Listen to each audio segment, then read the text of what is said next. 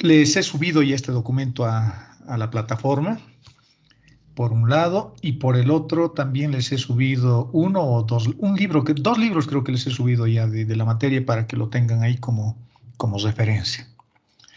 Bueno, hemos empezado con este capítulo que estudia la geometría diferencial. Vamos a estudiar tanto las curvas como los planos, o como las superficies, mejor dicho, de manera más general. Y por supuesto, vamos a ver también en este capítulo lo que son los invariantes vectoriales. Todo esto ya hemos visto, es un pequeño repaso que hicimos la clase anterior de lo que ustedes seguramente han visto también en cálculo 2.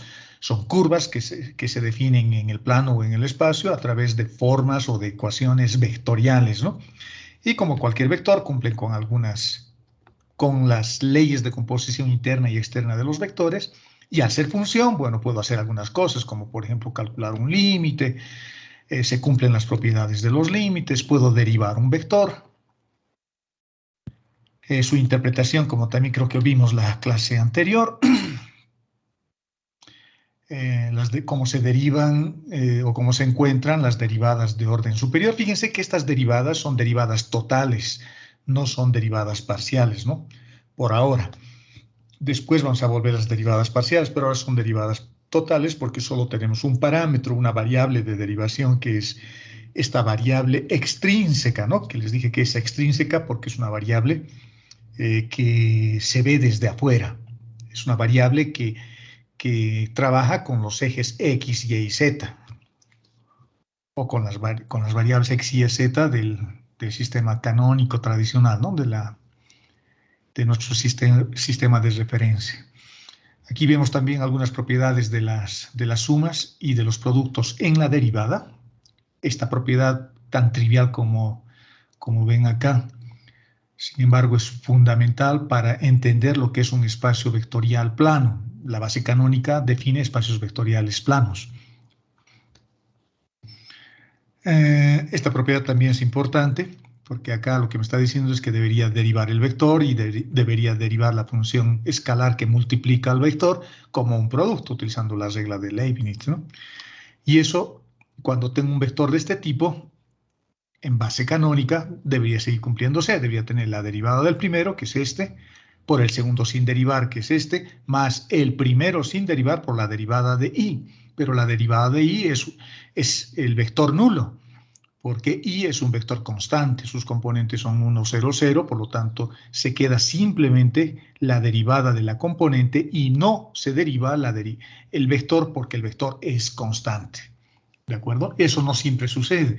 Más adelante vamos a ver que el vector también va a poder ser derivado y en ese caso vamos a encontrarnos con algunas dificultades o algunas sorpresas de que cuando yo derivo un vector ya no obtengo un vector. Necesitamos unos elementos de conexión para que la derivada de un vector siga siendo un vector. Eso vamos a ver más adelante.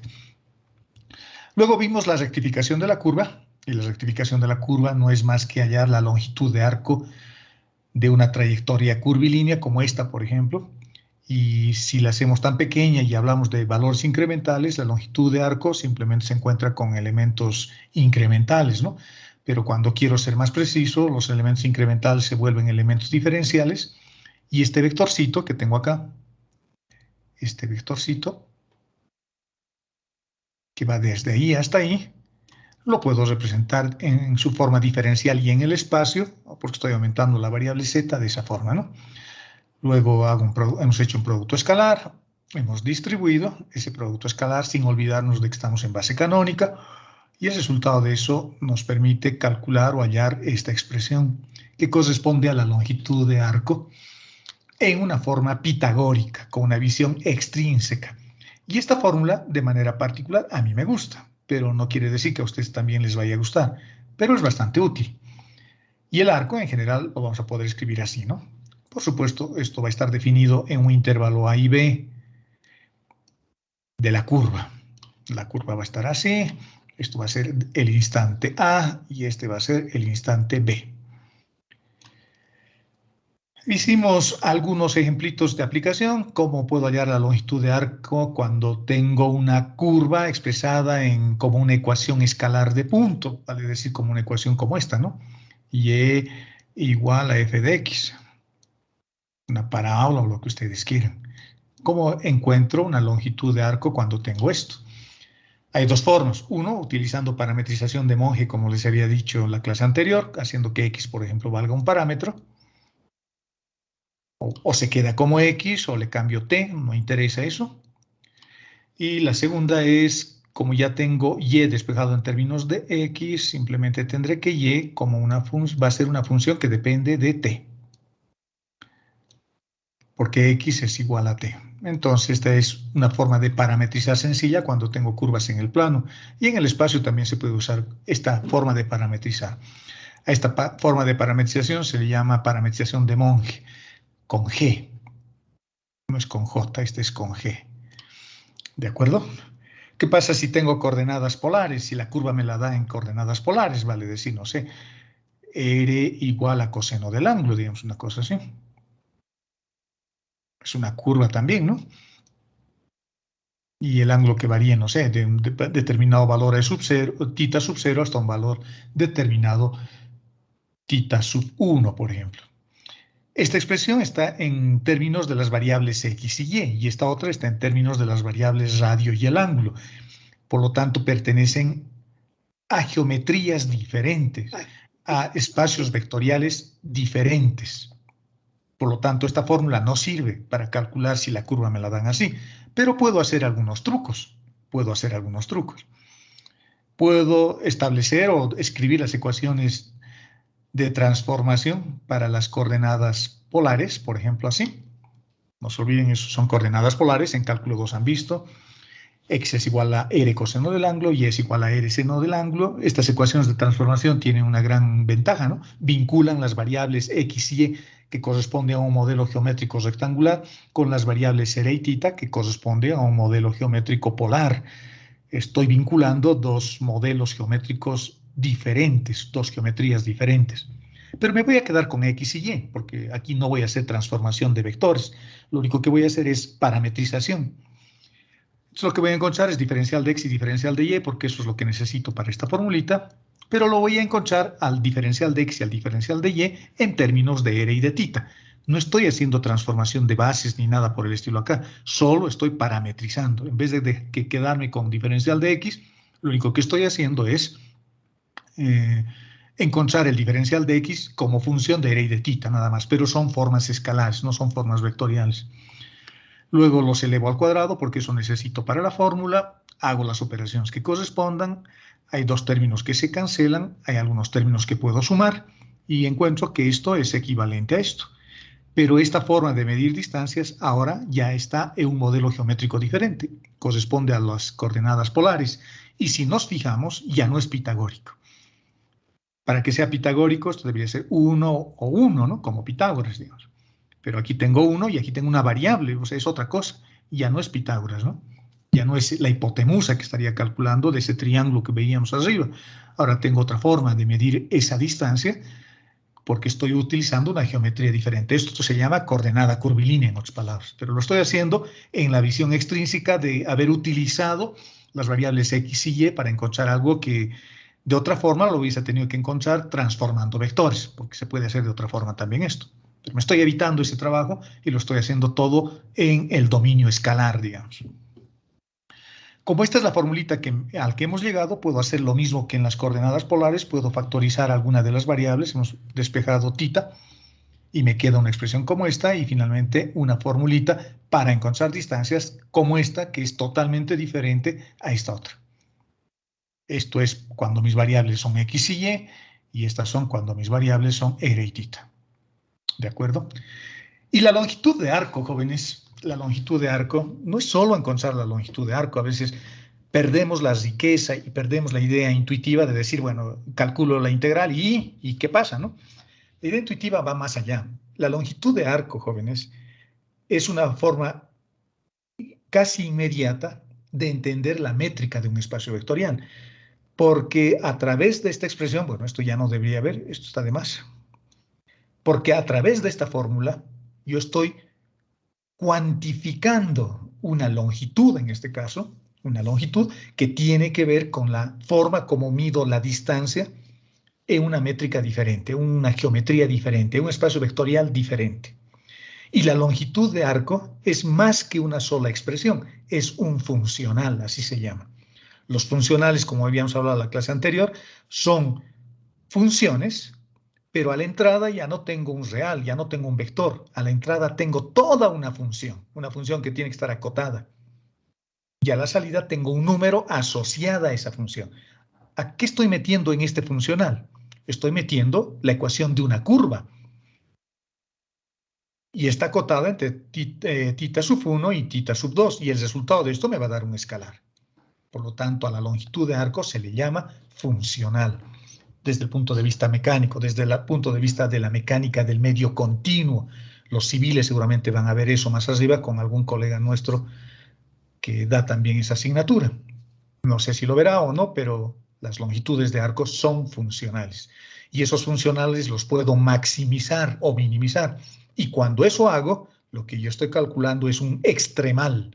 Así se llama. Cuando yo maximizo un funcional, su máximo o su mínimo se llama extremal. Y la longitud de arco es un funcional. Y además de esa connotación de medida o de optimización, la longitud de arco está bien asociado a este concepto que se llama la métrica de un espacio vectorial. Es lo que vimos en la clase anterior, ¿no? Esta es la métrica, por ejemplo, del espacio cartesiano rectangular. Es una métrica súper elemental, es una métrica unitaria, está asociada al factor idéntico, es la matriz identidad. Y al ser solo una matriz diagonal, con unos en la diagonal principal, lo que me está diciendo es que la métrica en el espacio x y z, cuyas variables son x y z, es una métrica ortogonal, porque no hay términos cruzados. No hay un término acá, no hay un término acá, todos son cero, solo tengo términos en la diagonal principal. Cuando eso sucede, la métrica es ortogonal. Y como tengo uno y tengo uno en la diagonal principal, quiere decir que los vectores que generan este espacio vectorial cuyas variables son x, y z son vectores unitarios. Por lo tanto, fíjense, la base conformada por los vectores i, j, k tienen una métrica asociada al factor idéntico, a la matriz identidad, son vectores unitarios y además son perpendiculares entre sí. ¿De dónde ha salido esto? Ha salido de nuestra longitud de arco. Fíjense, solo he tenido que copiar, eso vimos también en la clase anterior, solo estoy repasando un poquito esto. Solo tuve que copiar esto, ¿no? Diferencial de x elevado al cuadrado también. Aquí teníamos elevado al cuadrado, más diferencial de y al cuadrado, más diferencial de y al cuadrado, más diferencial de z al cuadrado. Lo único que he hecho es fijarme cuáles son los coeficientes numéricos del diferencial de x, del diferencial de y del diferencial de z. Son uno. Este es para el diferencial de x, este es para el diferencial de y, este es para el diferencial de z. No hay términos cruzados, no hay diferencial de x por diferencial de y, por ejemplo. Eso ocurre cuando la métrica es oblicua, cuando la métrica no es perpendicular. Entonces, por ejemplo, si esta es la variable 1 y esta es la variable 2, en la posición 12 debería haber un 1 también. Entonces ya tendría una métrica mucho más general.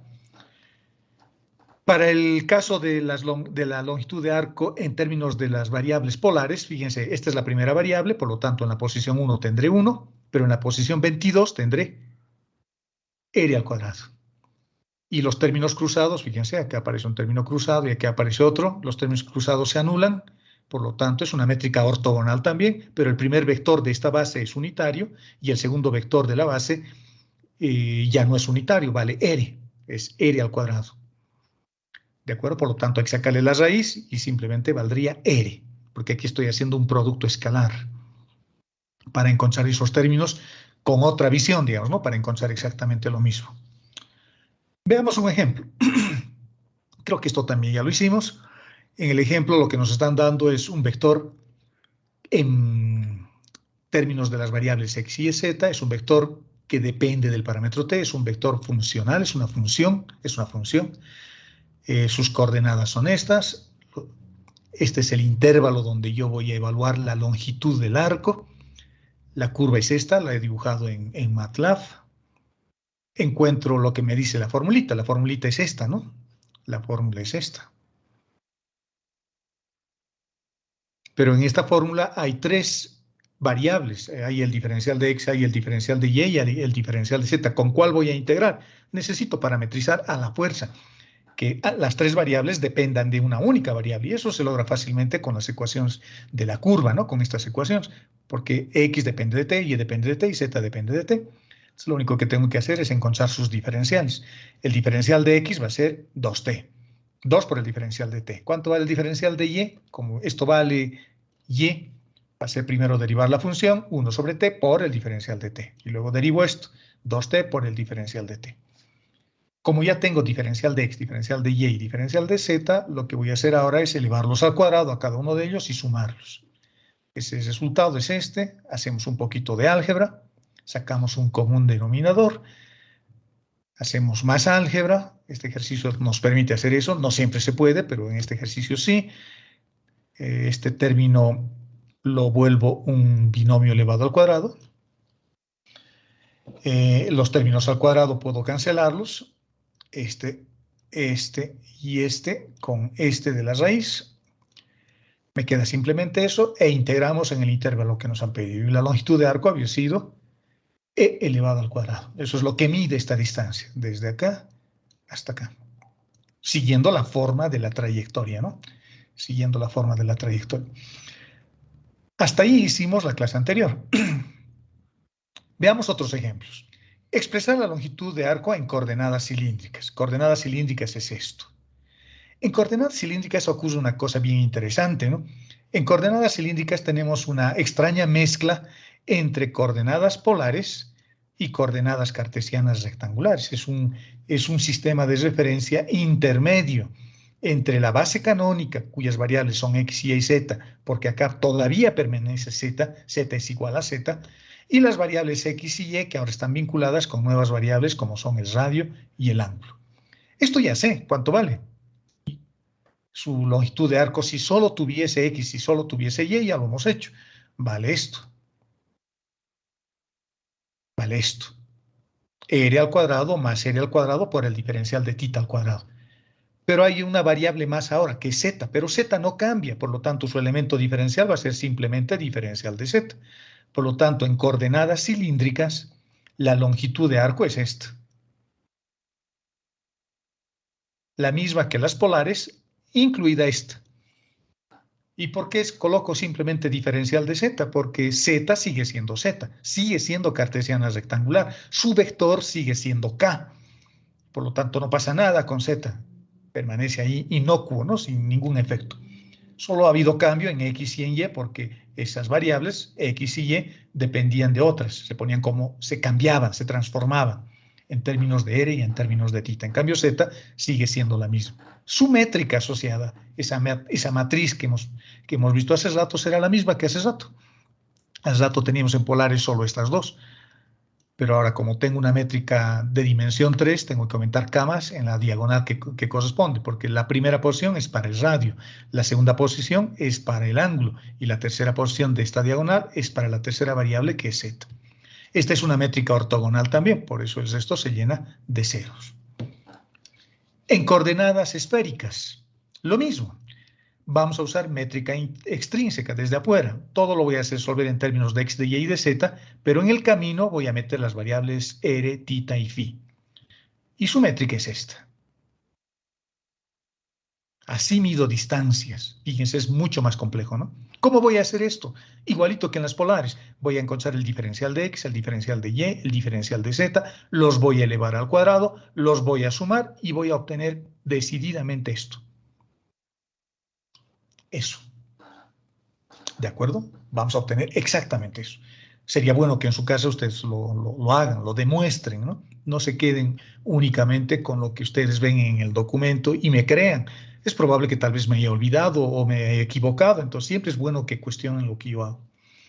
A veces yo esto transcribo, ¿no? No copio de ningún lado, yo voy transcribiendo, voy poniendo cosas y a veces en lugar de θ tal vez pongo φ y ya está, con eso se ha arruinado todo.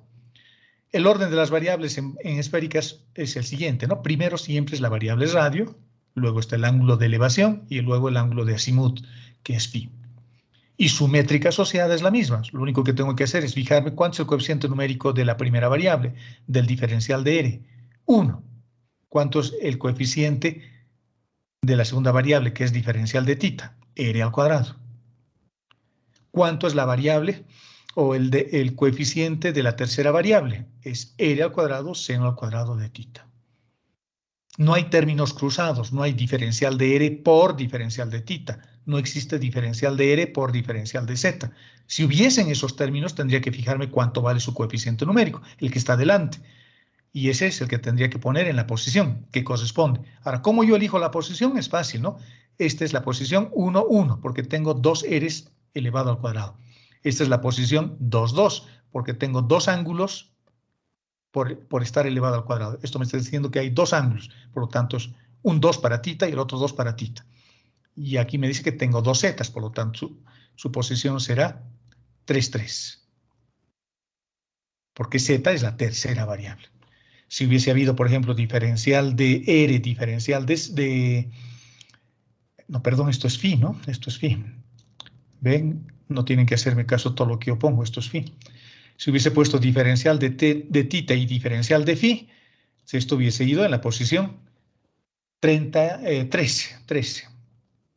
En la posición 13 hubiese ido esto, acá, en esa posición. Pero no se olviden de que este producto es conmutativo. Por lo tanto, tendría que poner una mitad acá y la otra mitad acá.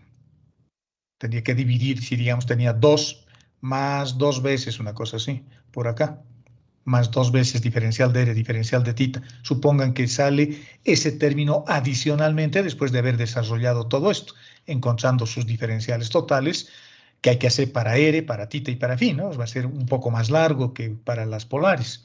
Si me salía esto, yo tenía que poner 1 acá y 1 acá, porque sumados 1 más 1 me dan 2. Porque esta es la posición 13 y esta es la posición 31. Por lo tanto, esta estaría englobando a ambas.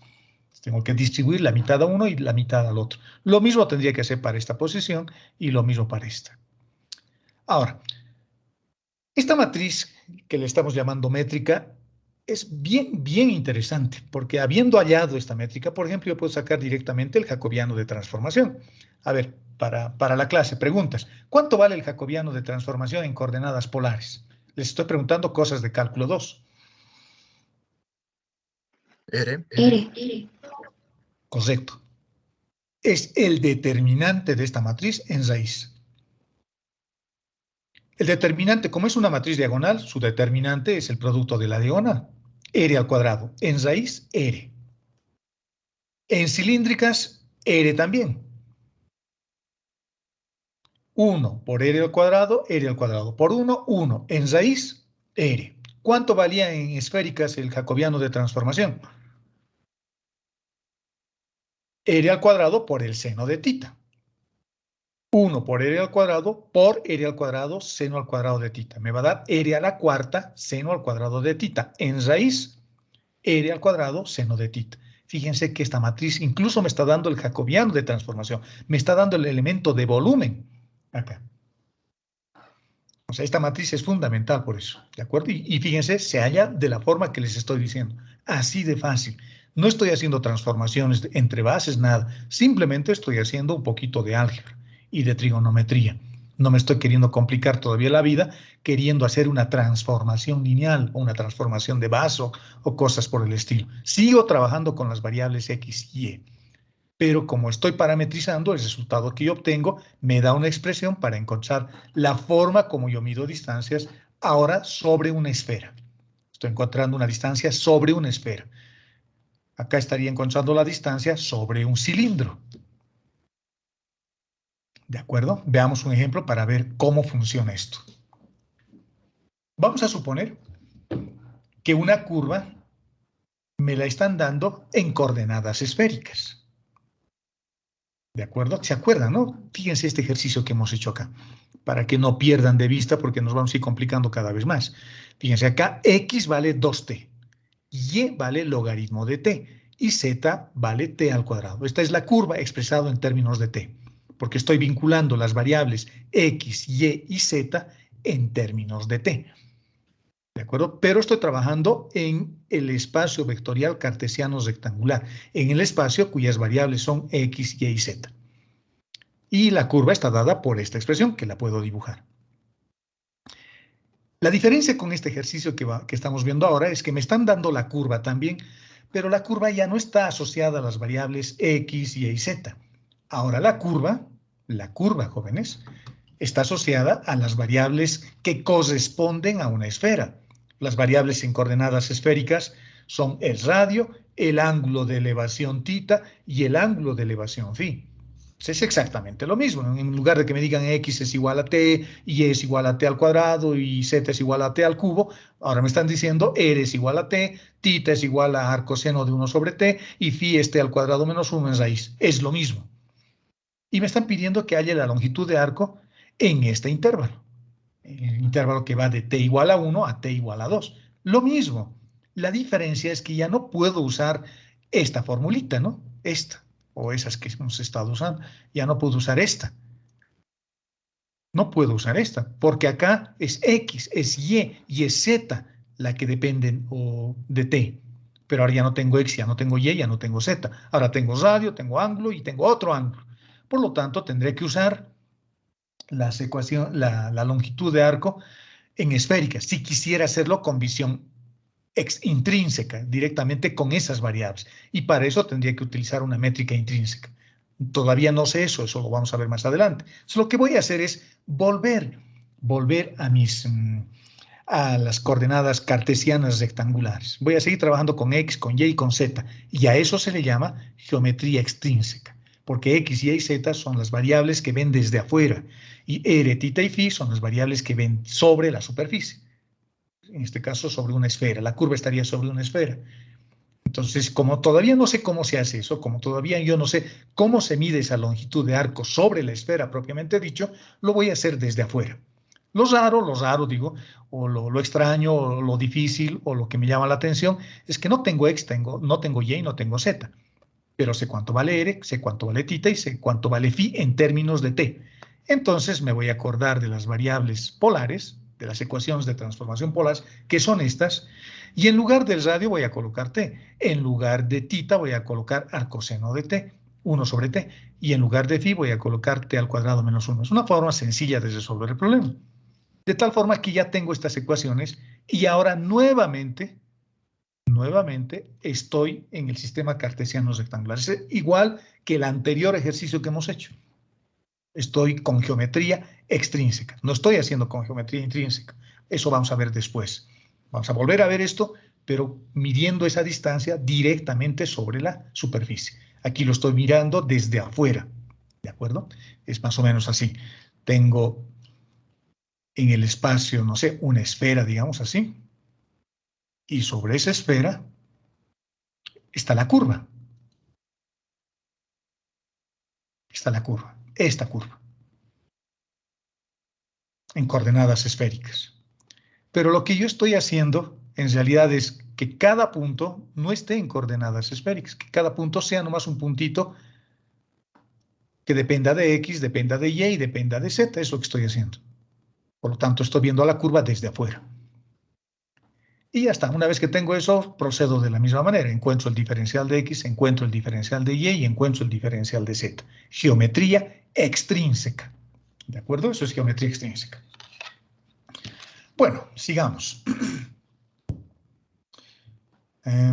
Sigamos. A ver, antes de seguir, veremos si no hay nadie que esté esperando que solicitar unirse. Creo que dice alguien por acá. Les voy a permitir entrar. Y ya está. Ahora estamos igualito que en cálculo 2, ya no hay problema. O sea que el primer susto que nos hemos llevado cuando me han dado estas cosas ya ha pasado. Ya ha pasado, ¿de acuerdo? Ahora estamos nuevamente como hacíamos en cálculo 2. Lo que tengo que hacer es lo que hay que hacer, encontrar las formas diferenciales, pero antes he tratado de simplificar un poco, ¿no? Este seno con el arcoseno se cancela, este seno con el arcoseno, etcétera, etcétera. Y este coseno con el arcoseno también posiblemente pueda hacer algo. Simplificando algunas cosas, las ecuaciones se transforman así. X vale todo esto, Y vale todo esto, y Z vale esto, simplificado, el coseno con el arcoseno. trigonometría, ¿no? Eso es trigonometría simplemente. Ya está, encuentro el diferencial de x, encuentro el diferencial de y, encuentro el diferencial de z, que son estos términos. Utilizamos nomás nuestra base canónica con sus variables x, y z. Hacemos toda la parte aburrida de elevar al cuadrado y sumar hasta que se simplifica una cosa como esta. Calculamos la integral y finalmente obtenemos que ese resultado vale raíz de 6. Esto lo estoy pasando rápidamente porque no voy a hacer el ejercicio, ¿no? Estoy poniendo el desarrollo para que ustedes en su casa lo verifiquen, lo vean. Aquí lo único extraño tal vez para ustedes sea esto, cómo es que z se ha simplificado tanto, cómo es que he simplificado esto. Pero esto es prefacultativo. Esto es prefacultativo, ¿no? ¿Cómo puedo simplificar el coseno con el coseno con el arcoseno? Y que me salga una cosa como esta, t al cuadrado menos 1. Para los que tienen esa duda, esas operaciones auxiliares se los he puesto acá. De tal forma que salga lo que hemos hecho aparecer ahí, ¿no? Lo que hemos hecho aparecer ahí. ¿De acuerdo? Y racionalizado y demás cosas. Lo van a ver ustedes con calma. Segunda pregunta. Para esta función vectorial, o segundo ejercicio, para esta función vectorial, lo que vamos a hacer es reparametrizarla en términos del arco. Veamos, eso, vamos a ver si tenemos algo de reparametrización para que les explique. Creo que no les he mostrado un poco la parte de reparametrización. Hemos hecho directamente el ejercicio. Ahora me están pidiendo que reparametrice. Para eso, yo tengo que saber primero de que las curvas en general, jóvenes, se pueden reparametrizar de maneras diferentes, de maneras casi infinitas, digamos. Una curva se puede reparametrizar. La curva puedo hacer que dependa del parámetro t o de cualquier otro parámetro. En general, en muchos libros del álgebra tensorial o del cálculo tensorial, el parámetro que utilizan no es t, utilizan un parámetro que se llama lambda. Y ese parámetro puede ser o t o cualquier otro. ¿De acuerdo? Nosotros estamos aterrizando un poquito, pero no pierdan de vista eso. Nosotros estamos aterrizando un poquito. El parámetro que hemos empezado a usar es t, porque lo asocio con el tiempo, porque la función vectorial puede representar una ecuación de movimiento. Puede ser la ecuación de movimiento de una partícula que se está moviendo sobre esas curvas que hemos estado viendo. Pero cuando hemos encontrado la longitud de arco, hemos introducido un nuevo parámetro, y ese parámetro es el arco. Por lo tanto, para nosotros, jóvenes, en esta asignatura, va a haber solamente dos parámetros, aunque alguna vez ponga lambda. Alguna vez ponga lambda y yo les aclararé si es t o es s. Para nosotros van a haber solamente esos dos parámetros. El parámetro t asociado al tiempo es una variable extrínseca y el otro término, la otra variable, va a ser el arco. El arco. Y el arco no es más que la longitud del arco, pero aquí viene lo interesante, porque la longitud de arco es una longitud, es un parámetro que mide la longitud siguiendo la forma de la curva. Por lo tanto, esa variable es una variable intrínseca. El arco es una variable intrínseca y el parámetro t es una variable extrínseca. El parámetro t depende del movimiento y el parámetro arco depende de la forma de la curva. ¿De acuerdo? Son visiones diferentes. Aunque representan o grafican la misma curva, es la misma gráfica, geométricamente no cambia, pero son dos formas o dos visiones diferentes de ver a la curva. Uno directamente desde la curva, el arco, y otra desde afuera, parámetro t. ¿De acuerdo? El parámetro t no tiene nada que ver con la curva, ¿no? No tiene nada que ver. El parámetro t sirve para esa curva o para cualquier otra. Imagínense dos autos que están yendo hacia Oruro o hacia Copacabana. Si yo mido el tiempo que en el que estoy conduciendo desde La Paz hasta el estrecho de San Pablo, por ejemplo, entonces, que está en el lado de La Paz, entonces el parámetro t no interesa, lo que va a cuantificar es simplemente el tiempo que le toma al auto azul y al auto verde, nada más. En cambio, el parámetro arco va a depender del camino. Por eso se llama variable o parámetro intrínseco, va a depender propiamente del camino. En cambio, t no depende del camino. Por eso se dice que es una variable extrínseca. Espero que me entiendan. Son cosas diferentes, ¿de acuerdo? Y cuando uno habla de geometrías, como es el objetivo de esta materia, tiene que saber la diferencia entre el arco y el parámetro tiempo. Porque a veces uno estudia y no le ve la importancia, ¿no? Dice S o T es lo mismo, aquí miércoles le interesa y punto. En realidad son cosas diferentes, son visiones diferentes de describir a la curva. Una tiene sus ventajas, la otra tiene también sus ventajas o sus desventajas en ambos casos. Ahora, lo que vamos a hacer es reparametrizar la curva. Lo voy a expresar de tal forma que ahora la curva no dependa de t, dependa de la forma del camino, de la forma del de la curva. En otras palabras, que dependa del arco. Y eso es bien fácil. Matemáticamente ya la parte aburrida es bien fácil. Sabemos que esta expresión es lo mismo que agarrar la función, derivarla y encontrar su módulo. Es decir, que esta expresión es el módulo de la velocidad y la velocidad siempre es positiva. Por lo tanto, como siempre es positiva, siempre voy a poder encontrar una función inversa que relacione el parámetro t con el parámetro arco. Porque la derivada de t respecto del arco es la velocidad. Nunca se olviden eso.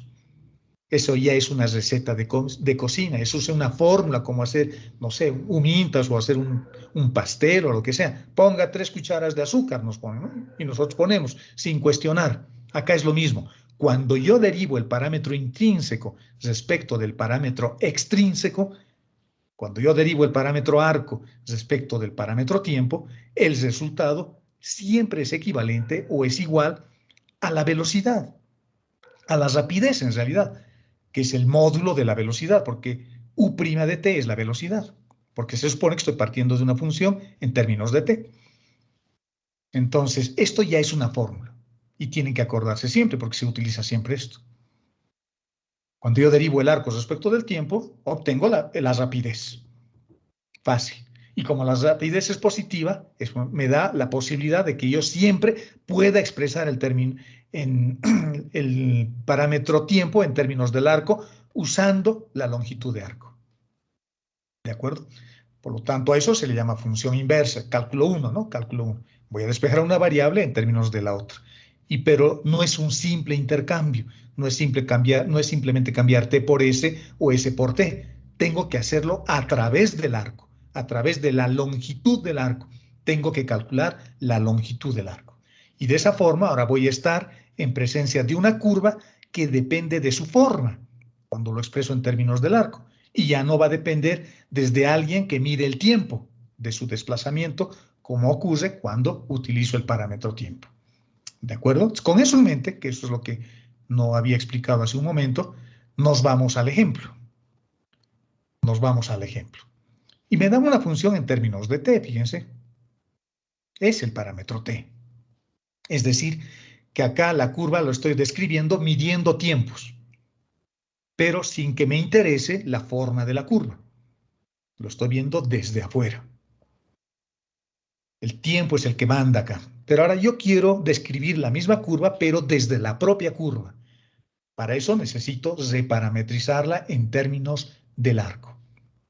Entonces, no es un simple reemplazo de t por s, reitero por enésima vez, no es un simple reemplazo. Tengo que hacerlo a través del arco. Por lo tanto, hallaré una longitud de arco. Es lo que hay que hacer. Como ya tengo X, ya tengo Y, tengo Z, encuentro sus formas diferenciales, su diferencial de X, diferencial de Y, diferencial de Z, lo meto en esta expresión porque esto es lo que tengo que calcular. Antes de hallar la longitud de arco, es un maximal. Como ya tengo diferencial de X, diferencial de Y, diferencial de Z elevado al cuadrado, por ejemplo, el diferencial de X elevado al cuadrado va a ser E a la 2t por el diferencial de t al cuadrado. Por eso estoy factorizándolo acá. Luego necesito el diferencial de y. Eso va a ser e a la 2t negativo. El signo negativo el primer signo negativo se vuelve positivo. Este otro no cambia, pero aparece al cuadrado por el diferencial de t al cuadrado. Por eso también lo estoy factorizando. Y acá, como está elevado al cuadrado, aparece simplemente un 2 por el diferencial de t elevado al cuadrado, que también lo estoy factorizando. Y me queda esto. Por lo tanto, el arco elevado al cuadrado es eso. Fíjense que esta es la función donde yo estoy vinculando, donde yo estoy relacionando un parámetro intrínseco como el arco con un parámetro extrínseco como es el parámetro tiempo. ¿De acuerdo? Saco las raíces cuadradas que corresponden, porque el arco es positivo, saco con el signo positivo. La raíz tiene signo positivo y negativo, ¿no? Aquí considero solo el positivo porque el arco es positivo, porque es una distancia. Es una distancia. Las distancias son positivas, ¿no? De acá a Tiquina habrá, pues, no sé, 115 kilómetros. No digo menos 115 kilómetros. Por eso no escojo el signo negativo. Me queda esto, integro. Pero cuando integro ya no voy a integrar en un intervalo dado por números constantes. Ya no digo desde t igual a 1 segundo hasta t igual a 10 segundos. Ya no digo eso. Simplemente coloco de 0 a t, en un intervalo que va desde 0 a t. Ese es el intervalo que usualmente se coloca, de 0 a t. Porque lo que yo quiero no es un valor numérico, lo que yo quiero es una función. Integrando me da una cosa como esta y el resultado es esto finalmente. Eso, sin olvidarse de evaluar el cero, ¿no? Porque eso es un error común que todos cometemos. A veces nos olvidamos del intervalo inferior porque es cero, pero al tener funciones exponenciales, ese cero ya no es cero, vale 1. Vale 1, por lo tanto, ahí metemos la pata y nos equivocamos con el resultado en una cosa tan tonta como es.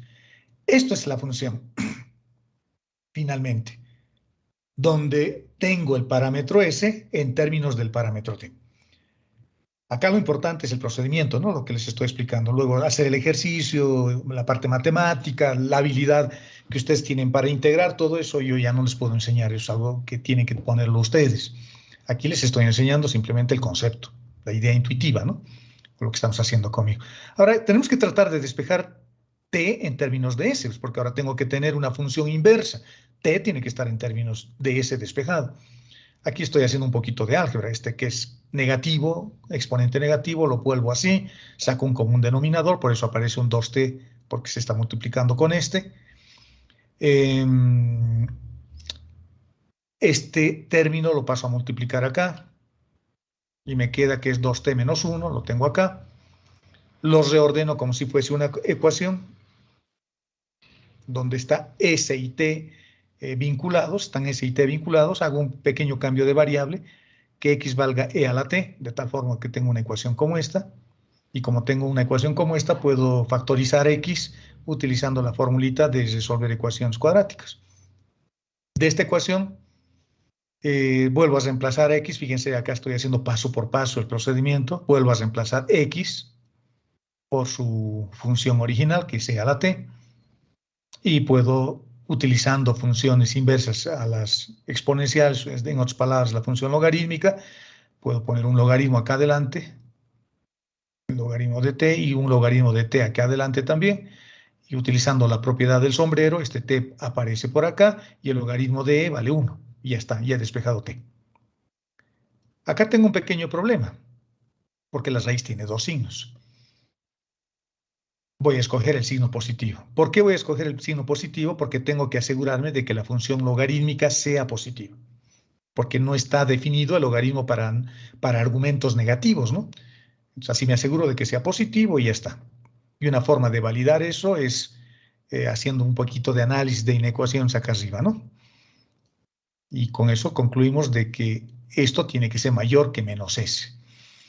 De tal forma que su dominio de definición, ahora estamos verificando que va a ir desde menos infinito hasta infinito, pero con el signo positivo. Esta era la función expresada en términos del tiempo. Y ahora lo único que voy a hacer es reemplazar el parámetro t, que está aquí, que está aquí, y que está aquí, por esto. Por eso. Vamos a reemplazar. Pero no es t por s directamente el reemplazo, es t por esta función. No es t por s, es t por el logaritmo de toda esta función. Por lo tanto, en lugar de t voy a colocar esa función logarítmica, en lugar de t voy a colocar esa función logarítmica, en lugar de t voy a colocar esta función logarítmica y luego haré algunas propiedades, uso de algunas propiedades de logaritmos, estos dos se cancelarán y este baja. Este no puedo cancelar directamente por el signo menos, lo llevo acá arriba el signo menos, esto parece -1, esto se vuelve positivo, estoy usando la propiedad del sombrero de los logaritmos, ahora sí ya puedo cancelar, de tal forma que ahora tengo al revés, ¿no? Y este otro se queda como está. Y ya está. Tengo la función parametrizada en términos del arco, y es diferente. Y es diferente. Esta curva describe la misma forma geométrica que esta otra. Geométricamente son iguales, pero como expresiones matemáticas son diferentes, porque esta es la curva que se mide utilizando el parámetro tiempo, o que se observa o que se dibuja utilizando la variable tiempo, que es una variable extrínseca. Y esta la tendría que dibujar bien o utilizando el parámetro arco, y es diferente porque el arco se mide directamente sobre la curva, pero gráficamente son los mismos. ¿De acuerdo? Ahora, ¿cuál es la ventaja de utilizar el parámetro arco? La ventaja que tenemos al utilizar el parámetro arco, jóvenes, es que su primera derivada es un vector tangente unitario, porque a la curva la hemos normalizado. Como depende directamente del arco, entonces 1 metro, 1 kilómetro o 1 centímetro va a ser una unidad de medida normalizada. ¿De acuerdo? Va a ser ya una unidad de medida normalizada, porque ahora esa longitud la estoy midiendo sobre el propio arco. Y la ventaja de tener eso es que yo voy a recorrer 1 metro en 1 segundo o 1 kilómetro en 1 minuto. Siempre está normalizado, de tal forma que su vector tangente, que sería la velocidad, porque el vector tangente es la velocidad, va a ser una velocidad normalizada. 1 metro por segundo, 1 metro por kilómetro, 1 kilómetro por 1 minuto. Su velocidad está normalizada. Bueno, acá tienen que acordarse varias cosas, ¿no? De cálculo. Si no se acuerdan cálculo, no me van a entender nada de lo que estoy hablando. Cuando yo tengo una curva así y encuentro su primera derivada es un vector tangente unitario. Eso lo hemos visto también en esta clase. Y el vector tangente unitario, al ser la primera derivada, es la velocidad. Por eso la velocidad siempre es tangencial al movimiento. Así es la velocidad, ¿no? Y podrá ir cambiando, digamos, si utiliza el parámetro t. Aumentará la velocidad en un caso, en un momento y en otro no. En cambio, si yo utilizo el parámetro arco, el vector velocidad siempre vale 1. 1 metro por segundo, 1 kilómetro por minuto, 1 kilómetro por hora, no sé. Siempre está normalizado 1. Esa es su gran ventaja. Por lo tanto, si yo derivo esta función para encontrar la velocidad, si yo lo derivo respecto del arco, el resultado siempre es 1. Como módulo, siempre es 1, porque estoy derivando S, que es una longitud, respecto del propio S. ¿De acuerdo? Eso es lo que estamos haciendo. Por eso siempre vale 1. Por lo tanto, la primera conclusión, cuando una función está reparametrizada en términos del arco, su velocidad es unitaria. La rapidez es unitaria. Y por lo tanto, la rapidez o la velocidad, como es un vector tangente, ese vector tangente es unitario. Y es lo que estoy expresando acá. Si yo derivo esta función, esta, g de s, que aquí le estoy poniendo f de s porque solo es un nombre, si lo derivo respecto del propio arco, lo que vamos a obtener es lo que siempre obtenemos desde el punto de vista geométrico, un vector tangente a la curva. Pero este vector, al haber sido derivado respecto del arco, es un vector tangente unitario, que lo estoy poniendo acá, ¿no? Como el módulo del vector tangente unitario elevado al cuadrado. No se olviden que el producto escalar está asociado al módulo de un vector. Eso han visto en cálculo 2. ¿De acuerdo? Nunca se olviden eso.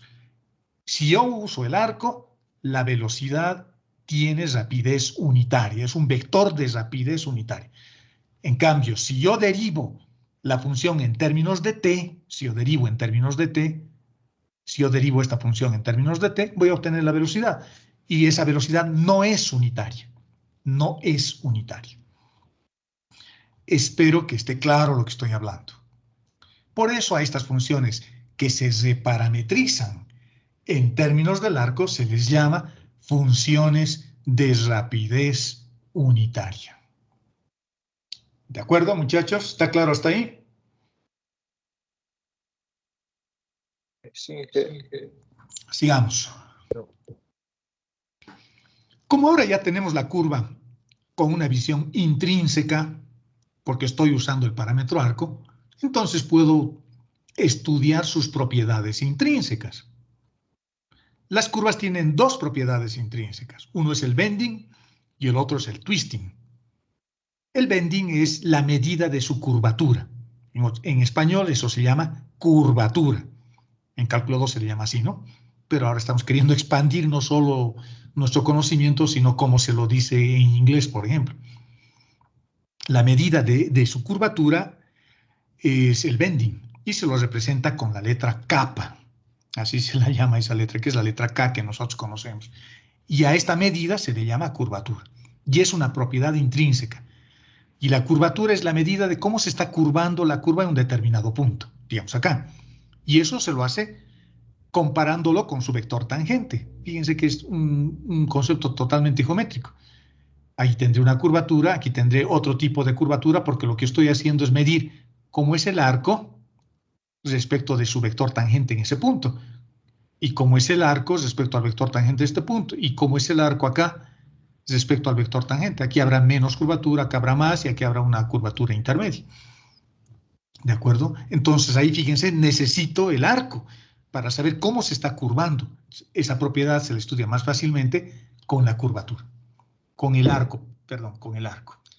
Y la otra es el alabeo de la curva, a eso se le llama twisting. Y el alabeo de la curva en español o en la matemática se le llama torsión. ¿De acuerdo? La curvatura es la medida de cuánto y cómo una curva se separa de una recta. Fíjense, lo estoy comparando con el vector tangente, lo que acabo de decir. A eso se le llama curvatura. Y el alabeo es de cuánto y cómo una curva se separa de un plano. Es decir, que me cuantifica la cantidad, valga la redundancia, de cómo la curva se está desprendiendo de un plano. Se puede ir desprendiendo más o se puede ir desprendiendo menos. Fíjense, tengo una curva, digamos así, bastante cerrada, se está desprendiendo en cada instante de un determinado plano con una medida, pero puedo tener una curva también más abierta. Entonces aquí, cómo se está desprendiendo de un plano hipotético que existe en cada punto, me da esa medida. A eso se le llama el twisting. ¿De acuerdo? La torsión. Y ese plano no es cualquier plano. Ese plano que me sirve para comparar cómo se está separando la curva de ese plano en un determinado instante es el plano osculador, el plano besador. El plano osculador quiere decir plano besador. ¿De acuerdo? Y ese plano lo puedo encontrar para cada punto. Por lo tanto, en cada punto yo puedo saber cuánto se está desprendiendo la curva de ese plano. A eso se le llama la torsión y se les representa con la letra tau del alfabeto griego o con la letra K del alfabeto griego también, ¿no? Kappa. Estudiar estas propiedades, el bending y el twisting, estudiar estas propiedades de las curvas, porque son de interés, ¿no? Yo quiero saber si un camino que estoy construyendo tiene más o menos curvatura, o es recto o no es recto, o si hace subidas o hace bajadas, etcétera, etcétera. Se lo estudia más fácilmente, es más fácil de entender y más fácil, sus ecuaciones incluso más fáciles, si los estudio utilizando el arco. ¿Por qué? Porque estas son propiedades intrínsecas y el arco es una variable intrínseca también. Por lo tanto, es más fácil estudiarlas con la visión del arco. ¿De acuerdo? Veamos la curvatura. La curvatura no es más que la segunda derivada de la función respecto del arco dos veces. Y me da como resultado un vector, y su módulo es la curvatura. Si yo tengo una función bien sencillita en términos del arco, su primera derivada es la velocidad, aunque no estoy usando el parámetro tiempo, pero es equivalente, porque ahora estoy utilizando unidades de longitud, ¿no? El arco tiene unidades de longitud. Ya no puedo decir que realmente estoy encontrando la velocidad. Realmente no puedo decir que estoy encontrando la velocidad, pero puedo pensar de que es algo parecido a la velocidad, la primera derivada. Lo que me interesa más de la primera derivada es su vector tangente, y ese vector tangente que se mide en unidades de longitud es unitario. Pero la segunda derivada de la función respecto del arco, ya es la curvatura. En realidad es el vector curvatura. Entonces, Entonces es fácil, ¿no? Solo tengo que derivar 2 veces y ya está. ¿Y cómo se deriva? Fácil, componente a componente. Súper elemental. Y su módulo, el módulo, es la curvatura, que ya es un valor de mérito escalar y positivo.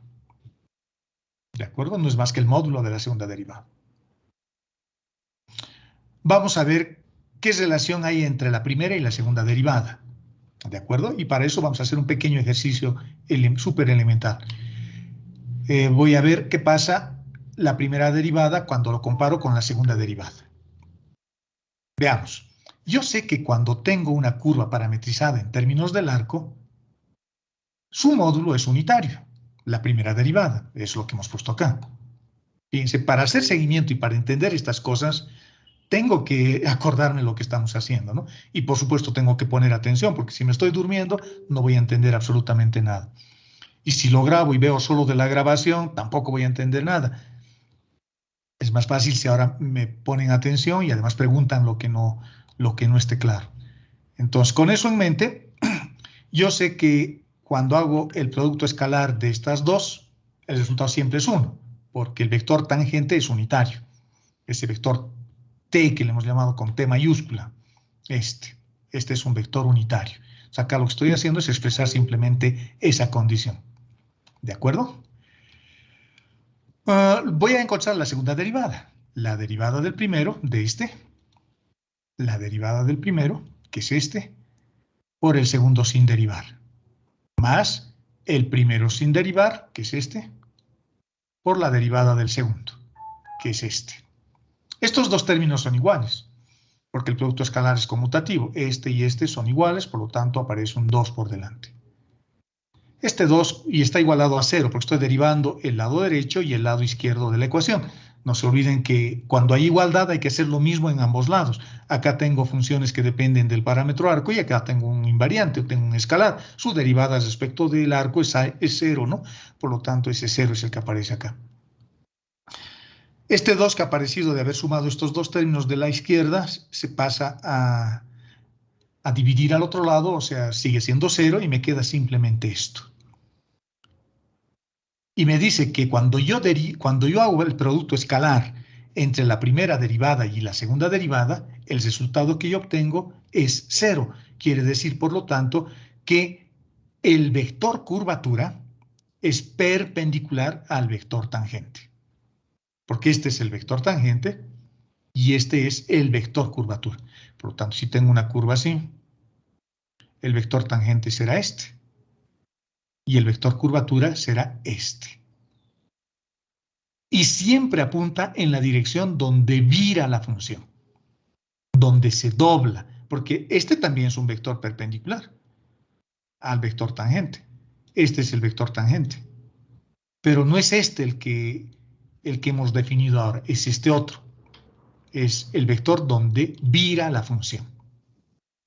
¿De acuerdo? Entonces, fíjense, ya sé incluso la condición geométrica ahora del vector curvatura respecto del vector tangente, que lo estoy usando como un vector para comparar.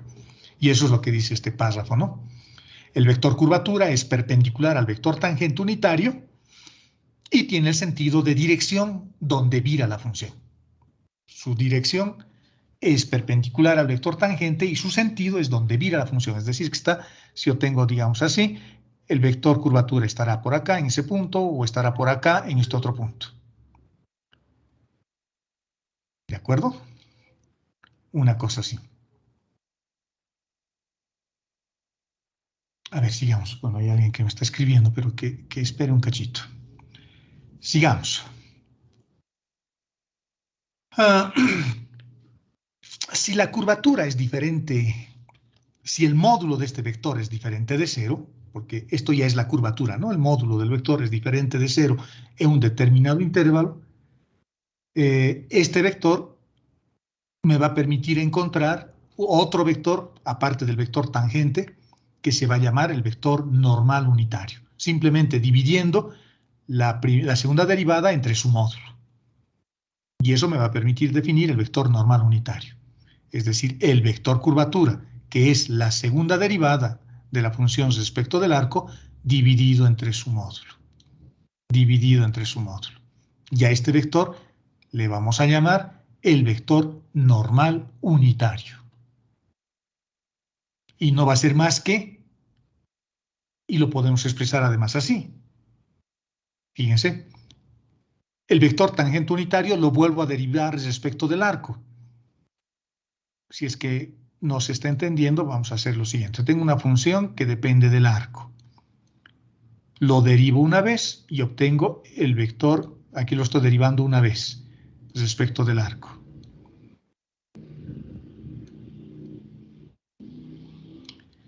Si lo derivo una vez, obtenemos el vector tangente, que va a depender del arco, porque esa es la variable.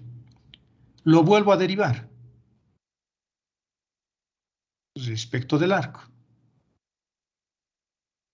Y lo que vamos a obtener va a ser la derivada del vector tangente unitario respecto del arco. Y eso va a ser en realidad la segunda derivada de esta función. Que es lo que tengo ahí. La segunda derivada de la función respecto del arco es igual a la primera derivada del vector tangente unitario. Pero acabo de definir que el vector normal unitario es la segunda derivada dividido entre su módulo. Y la segunda derivada es la derivada del vector tangente respecto del arco. Por lo tanto, en lugar de colocar la segunda derivada de la función que depende de S respecto del arco dos veces, pongo la derivada del vector tangente unitario. Y a esto le hemos llamado curvatura. K, sin la flechita, porque esto ya es un escalar. Y con eso puedo despejar esto. Y digo que la derivada de t respecto del arco, que es lo mismo que la segunda derivada de la función respecto del arco, va a ser igual a k veces n. Es decir, va a ser igual al vector curvatura. Pero el vector curvatura no es unitario, pero aparece cuando lo despejo de acá, ¿no? El vector unitario dividido o multiplicado por su módulo. Es un poquito de álgebra simplemente, y que tengan cuidado con lo que estamos haciendo. Y finalmente obtengo una formulita como esta, donde está la curvatura. ¿De acuerdo? En realidad es un poco redundante lo que hemos hecho, pero es importante porque esta formulita forma parte de las ecuaciones fundamentales de la geometría diferencial y se llama la primera fórmula de Frenet-Serret. La primera fórmula de Frenet-Serret.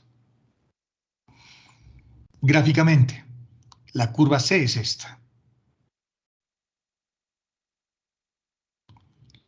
Este es el vector tangente unitario, esta es la dirección del vector tangente unitario, pintado con verde. Y el vector normal está acá, que es un vector unitario. ¿Y cómo se encuentra el vector normal? Fácil.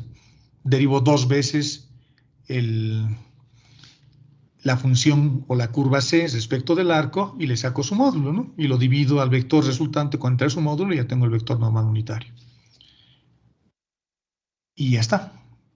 Ya tengo dos vectores, el vector tangente y el vector normal, que son bases locales, que definen un plano, un espacio vectorial de dimensión 2. Ese espacio vectorial de dimensión 2 que genero con el vector tangente unitario y que genero con el vector normal unitario se llama el plano osculador. Ese plano está generado por estos dos vectores. Y como es un plano, desde el punto de vista geométrico, como es un plano, puedo encontrar su vector normal, haciendo el producto vectorial entre ambos vectores. Multiplico el vector tangente por el vector normal. Y obtenemos un pseudovector. Y ese pseudovector se llama el vector binormal. Y el vector tangente y el vector normal y el vector binormal ahora generan otro tipo de espacio vectorial más grande. Acá había generado un espacio vectorial de dimensión 2, que se llama plano osculador. Y ahora voy a generar un espacio vectorial de dimensión 3, porque mi espacio vectorial local, que es en realidad un subespacio, así se llama, un subespacio vectorial, que estoy generando con el vector tangente, con el vector normal y con el vector binormal, se le da un nombre coloquial como este, ¿no? El triedro móvil, que también se le llama como el marco TNB. Y es una base local, es una base que aparece en cada punto de la curva. Y es un subespacio tridimensional dentro del espacio vectorial de la base canónica. Y está definido sobre cada punto de la curva. Y es un espacio afín, porque en realidad no tiene el vector nulo. Es un espacio afín, que es este, que están viendo acá. Por eso se llama triedro móvil, porque da la sensación de que se está moviendo. El vector tangente es el vector azul. El vector normal es el vector verde. Y fíjense que el vector verde siempre va apuntando donde se curva la función. Y el vector binormal es un vector que resulta de haber multiplicado t por n. Y es un pseudovector, jóvenes. Los pseudovectores son aquellos que yo genero con un producto vectorial, porque no genero un único vector, genero dos vectores. Un vector que tiene un sentido y el otro vector que tiene el otro sentido, porque el producto vectorial es anticonmutativo. Por lo tanto, no se genera solo un vector, genero dos vectores. Por eso se dice que es un vector, un pseudovector. No es un vector fijo, no es un vector único el resultado. Hay dos vectores. Tienen la misma dirección, tienen el mismo tamaño, pero el sentido cambia. El sentido cambia. El vector binormal es un pseudovector. Y es así como se mueve, y por eso se llama triedro móvil, y por eso se dice que es una base local. Se dice que es base local porque en cada punto, digamos, ahí, en este puntito que he dibujado, o en este otro puntito, genero una base. Y es una base local y solo sirve para ese punto, porque los vectores solo están definidos para ese punto. En cada punto de la curva genero un subespacio vectorial. ¿Y dónde está este subespacio vectorial metido? En la base canónica, ¿no? Definida por los vectores I, J y K. ¿De acuerdo? Ahora, estos tres vectores los puedo pensar como si fuesen los vectores I, J y K. Cada uno de esos vectores o estas bases locales que estamos viendo ahí moviéndose definen, igual que en la base canónica, subespacios como son los planos coordenados y rectas como son subespacios de dimensión 1 como son las rectas o los ejes coordenados. El eje X es un subespacio, el plano XY es un subespacio, todos del espacio X y Z, ¿no? Son subespacios. Acá genero exactamente lo mismo. Fíjense, la curva es esta. La curva es esa que he tratado de dibujar acá. Esa es nuestra curva. Y he tratado de dibujar en esa curva nuestros vectores. Este es el plano tangente, el vector tangente, porque es tangente a la curva. Fíjense, esta es la curva, que se va prolongando así, y su vector tangente es este. Este es el vector normal, porque estoy en la dirección donde se curva la función. Y el vector binormal en este dibujo que yo he hecho está mal, porque debería estar hacia abajo, ¿no? Debería estar hacia abajo, utilizando las reglas de la mano derecha. T por n está hacia abajo. En realidad este vector no está bien que esté ahí dibujado. Pero independientemente de eso, porque les dije que este es un pseudovector, por eso lo he dibujado a propósito al revés. Este es un pseudovector, pero el verdadero vector binormal está hacia abajo, porque debería generar siempre un espacio vectorial de giro derecho, de rosca derecha. Pero pensando que voy a trabajar con el vector pseudovector B que está apuntando hacia arriba, así manteniendo el dibujo, yo puedo generar subespacios. Este subespacio se llama plano osculador, el subespacio naranja. Este otro subespacio se llama el plano rectificante. Y este otro subespacio de dimensión 2 es el plano normal. Y cada uno de estos vectores o de estos subespacios tienen sus propios vectores generadores. Para el plano osculador yo lo estoy generando con el vector tangente y con el vector normal. Al plano rectificante lo estoy generando con el vector tangente y con el vector binormal. Y al plano normal lo estoy generando con el vector normal y con el vector binormal. El más famoso de todos estos planos es el plano osculador, porque es el plano besador a la curva, porque está justo sobre la curva. Y este es el plano que yo utilizo para calcular la torsión, porque de este plano se desprende la curva. Y con eso yo puedo ver el twisting de la curva, el alabeo ese de la curva que nos sirve. ¿De acuerdo? ¿Por qué se llama alabeo? Porque es bien interesante, jóvenes.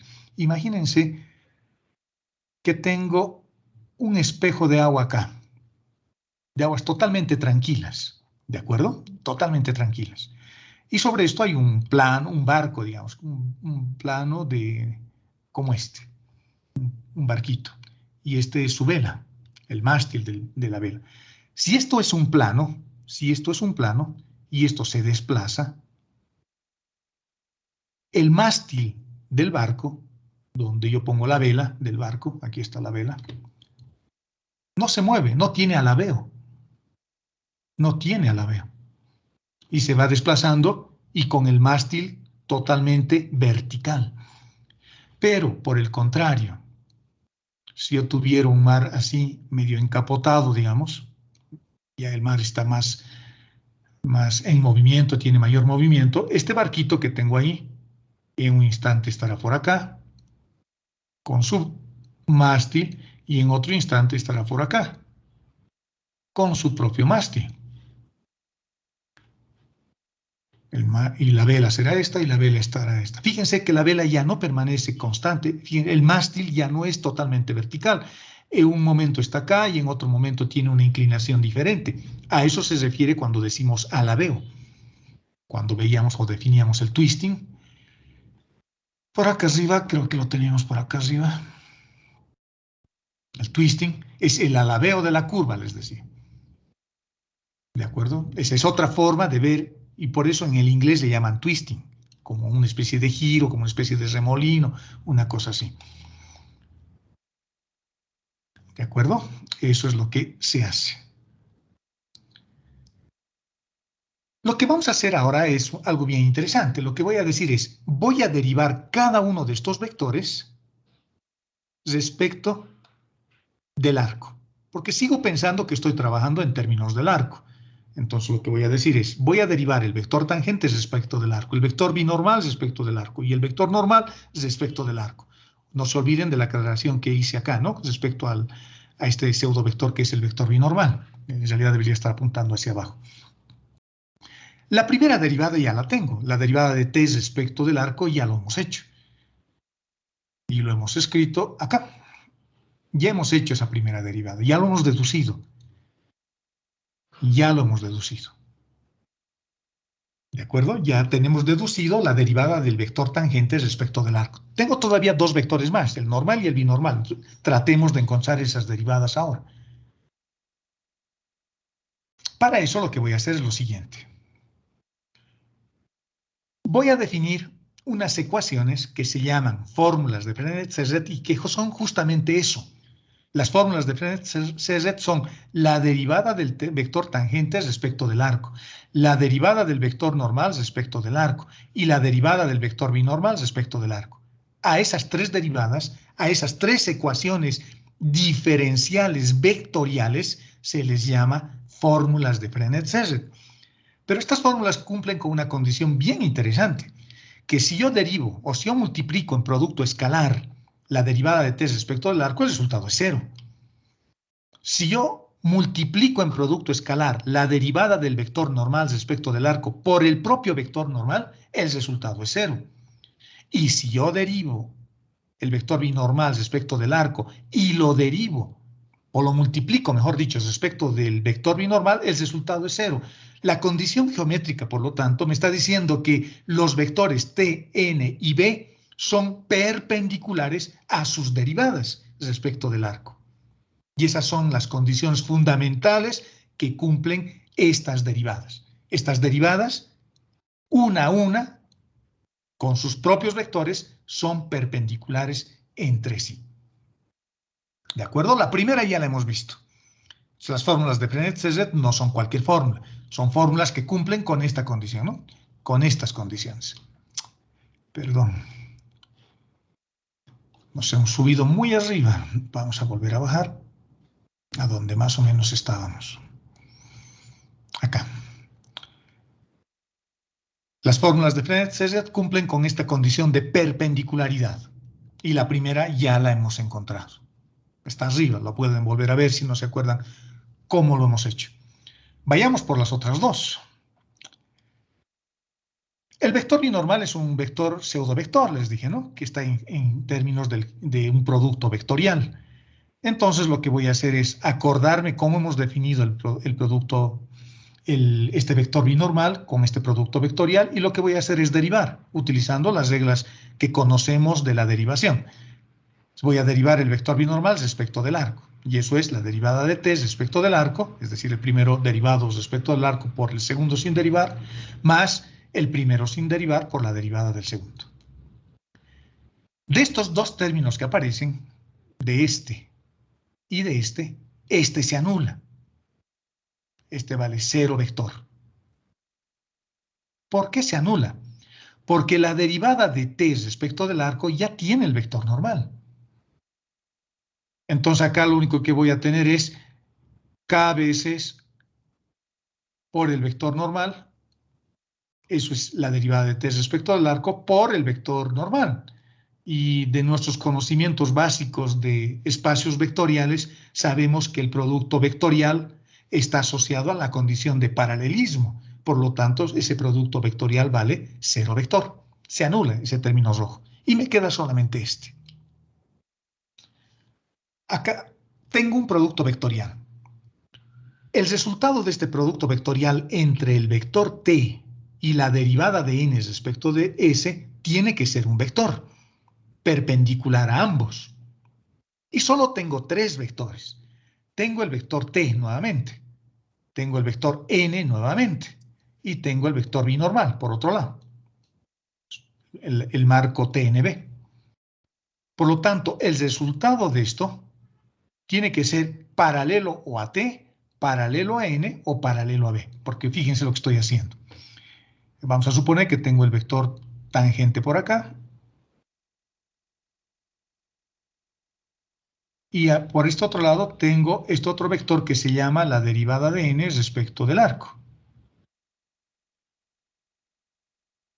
Respecto del arco. Tengo 2 vectores que los estoy multiplicando. Por la regla de la mano derecha tengo que tener un vector como este. Y este vector es este producto, ¿no? Este producto. T por n respecto del arco. Por lo tanto, este vector que tiene que ser perpendicular a t y perpendicular a la derivada de n respecto de s, tiene que ser paralelo o a t, este vector tiene que estar paralelo a t, o paralelo a n, o paralelo a b, a uno de esos 3. Hay que averiguar ahora cuál es paralelo. Veamos.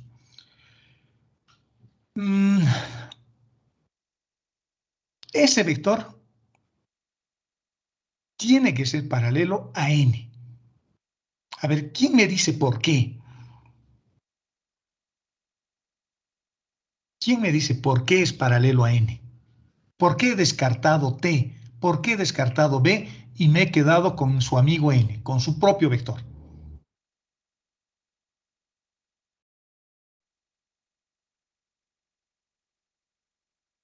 ¿Qué dicen?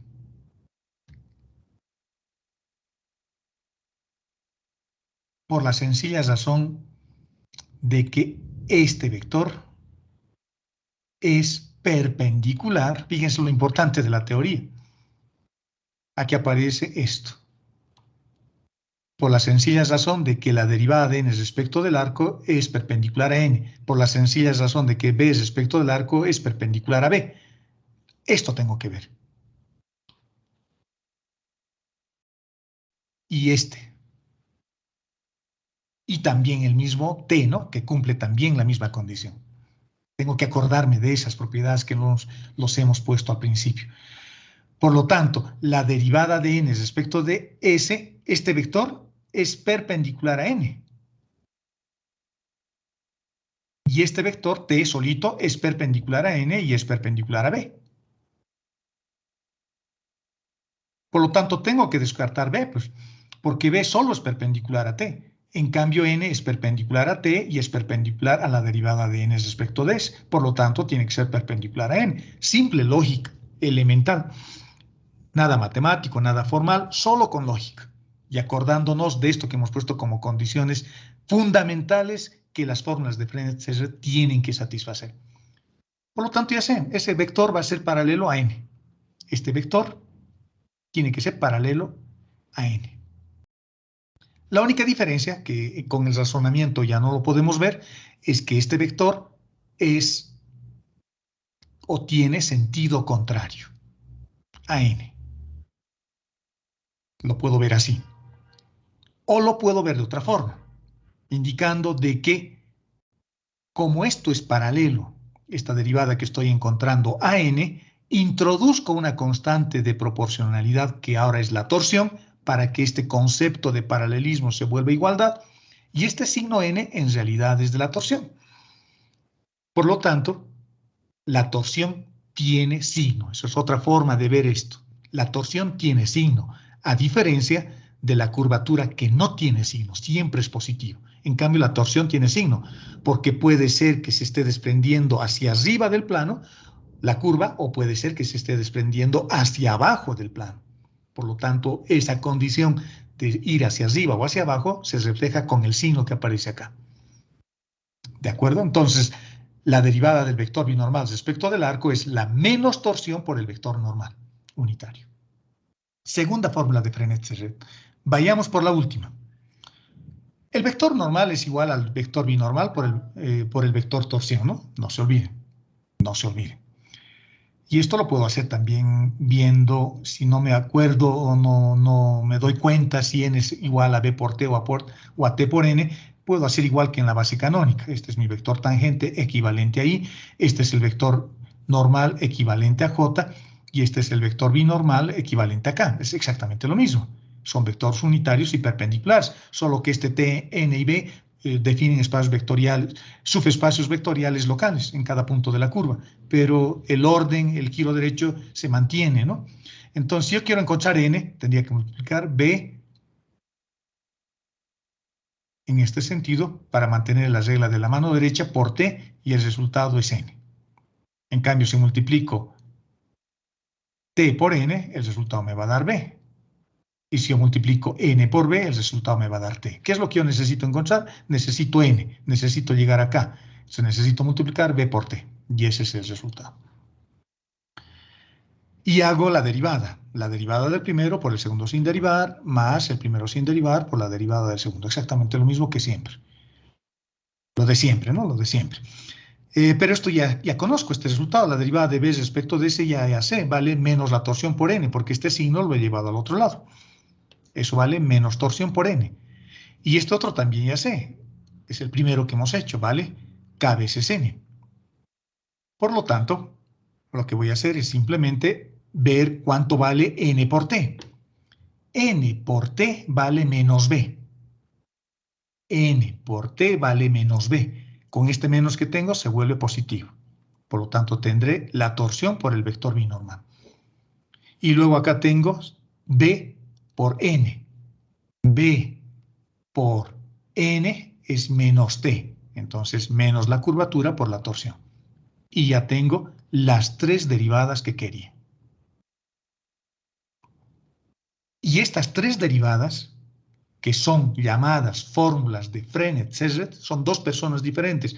Uno era Frenet y otro era Serret, que más o menos en la misma época han encontrado, uno un poquito más antes que el otro, pero ambos por su cuenta han desarrollado estas fórmulas. Por eso se llaman fórmulas de Frenet-Serret, más o menos por el siglo XIX.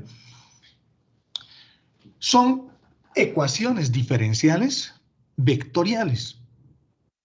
Son ecuaciones diferenciales vectoriales.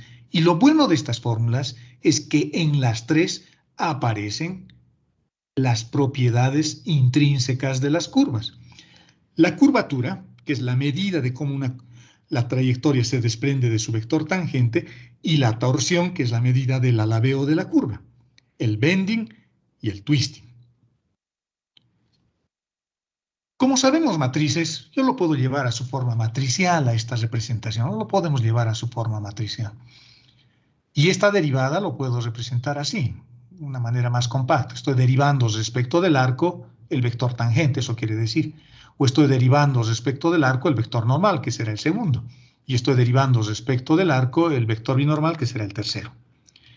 Y a la curvatura los vamos a poner, y a la torsión los vamos a poner dentro de una matriz, de tal forma que con el producto conformante de las matrices yo pueda reproducir esto, esto y esto. Fíjense que esto es bien interesante, ¿no? Cuando uno lo ve así, para mí es más interesante la teoría que la práctica, lamentablemente para ustedes, para muchos de ustedes que les gusta más hacer ejercicios. Estoy expresando este vector, porque es un vector, este vector que es un vector y este otro que es un vector, estoy expresando esos tres vectores como combinación lineal ya no de la base canónica, sino de la base TNB.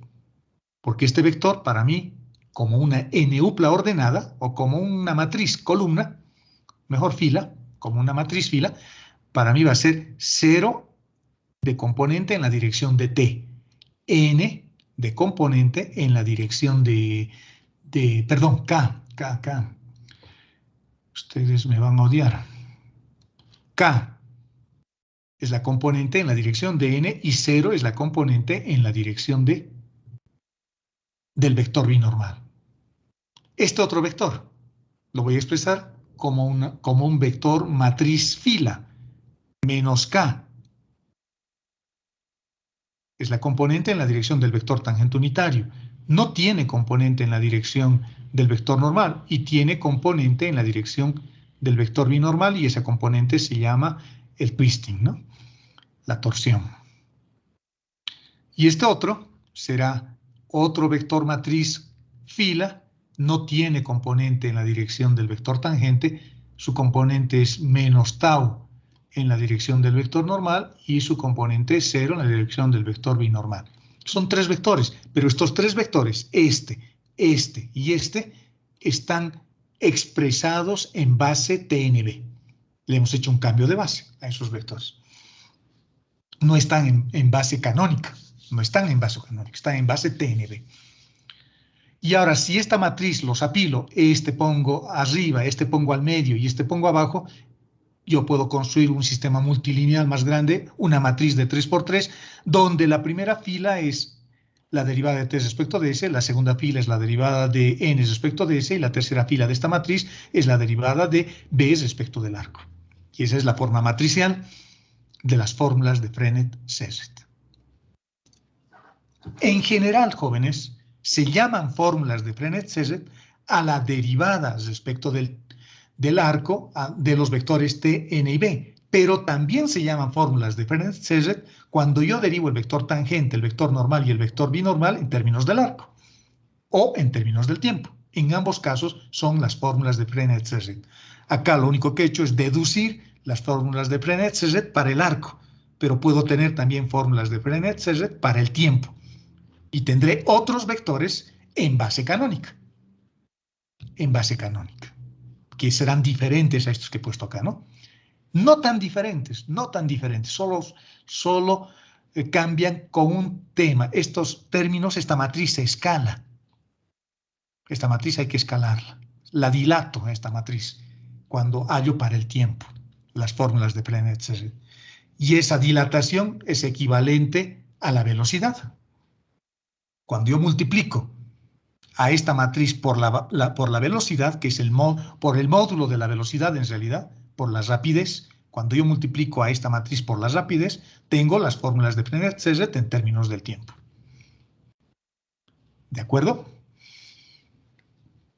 Que eso creo que no lo he puesto en el documento, pero se los estoy diciendo en clases, ¿no? Por eso es bueno venir a clase, porque a veces no todo coloco en este documento y no hay todo en los libros. Como por ejemplo está ahí, que no está acá. Con la curvatura y con la torsión, queridos jóvenes, puedo definir otros elementos geométricos de la curva. Y esos elementos geométricos son la curvatura, el radio de curvatura, mejor dicho, y el radio de torsión.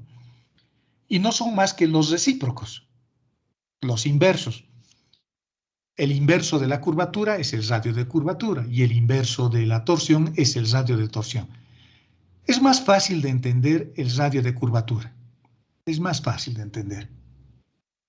Porque el radio de curvatura, jóvenes, es el radio de la circunferencia que yo puedo trazar en un determinado punto, digamos acá, digamos ahí,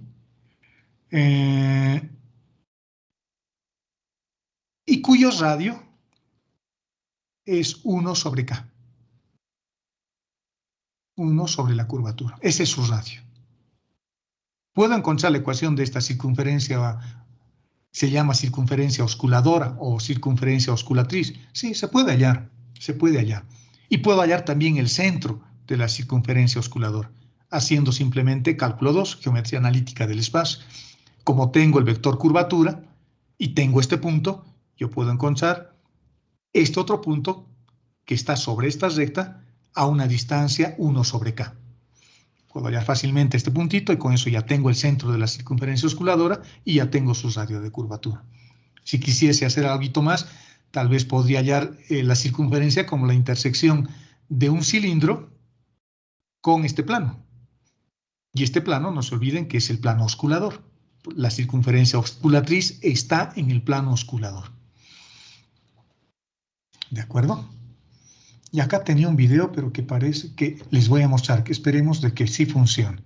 Lo tenía incorporado en el documento y esperemos de que funcione.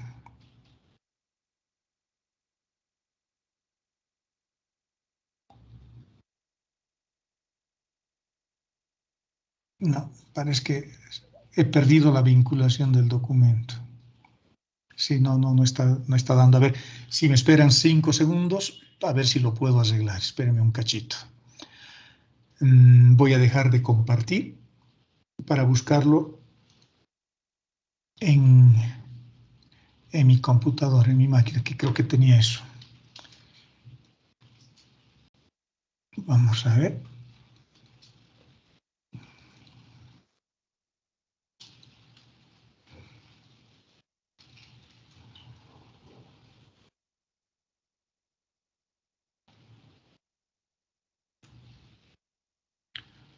Qué pena, no lo encuentro.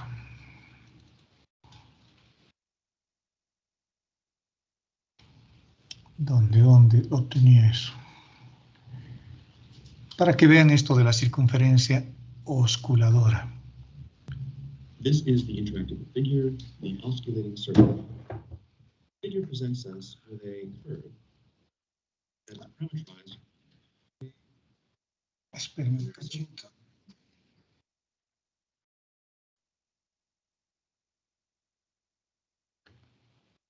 Creo que es este, vamos a ver.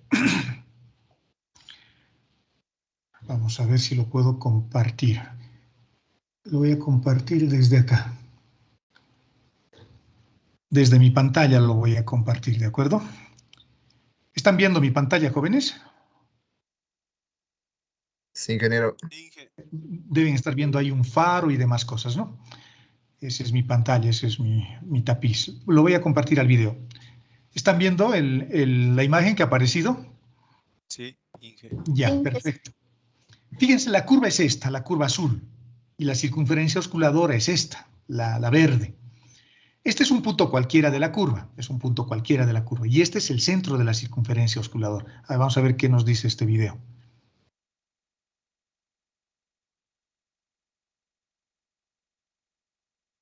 Fíjense, la curva va cambiando y la circunferencia osculadora también va a ir cambiando porque es la curva que mejor se acerca. En algún momento se hace tan grande cuando es una recta.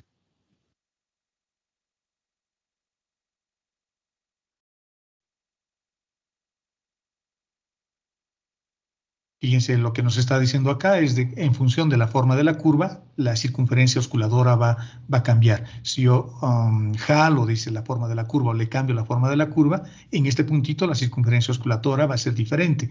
Pero la circunferencia osculadora tiene como radio siempre 1 sobre la curvatura. Es decir, tengo que averiguar la curvatura de la curva azul en este punto y su recíproco, su inverso, es el radio de la curvatura. Y seguramente nos va a mostrar, está en inglés lamentablemente, pero seguramente nos va a mostrar cómo va a ir cambiando la dimensión o el tamaño de la circunferencia osculadora en función de la forma que tiene la curva. Y fíjense que la circunferencia osculadora siempre está abrazada por la curva, ¿no? Porque el vector normal siempre apunta donde vira la función. Veamos.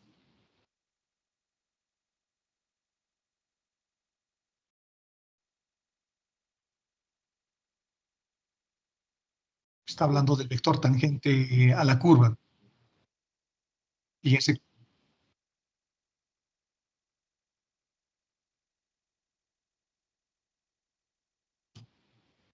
Está hablando del vector tangente que dice que es la mejor aproximación a la curva.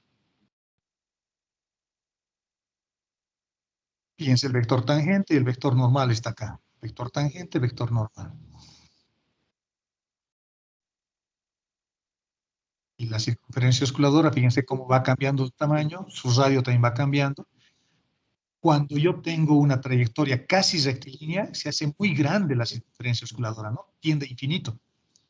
Pero si la curvatura es más cerrada, la circunferencia osculadora se hace más pequeña.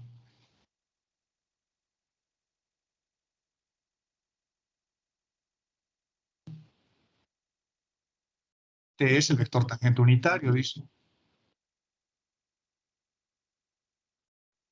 Y el vector tangente unitario también es tangente a la circunferencia osculadora. Fíjense cómo va cambiando de tamaño, ¿no? ¿De acuerdo? Bueno, eso es lo que quería mostrarles. Lo que representa la circunferencia osculadora. Esto lo voy a cerrar. Eso lo vamos a cerrar, lo vamos a cerrar en realidad esta ventana. Ay, así. Y vamos a volver a nuestro documento. Vamos a dejar de compartir ese pequeño video que espero sea clarificante, digamos. Eso es lo que tenía acá, pero se desvinculó. Y con eso damos por concluida nuestra clase del día de hoy. Enfrenten su destino, dice, así que hay que estudiar en ese icono que tengo ahí. Ok, muchachos, con eso damos por concluida la clase del día de hoy. Y nos vemos el día martes, la siguiente semana, donde vamos a seguir viendo este tema de las curvas y de la diferenciación vectorial, que es lo que estamos estudiando ahora, ¿no? Las curvas en el plano o en el espacio, y luego veremos las superficies y finalmente los invariantes vectoriales. ¿Alguna duda antes de que me vaya, jóvenes?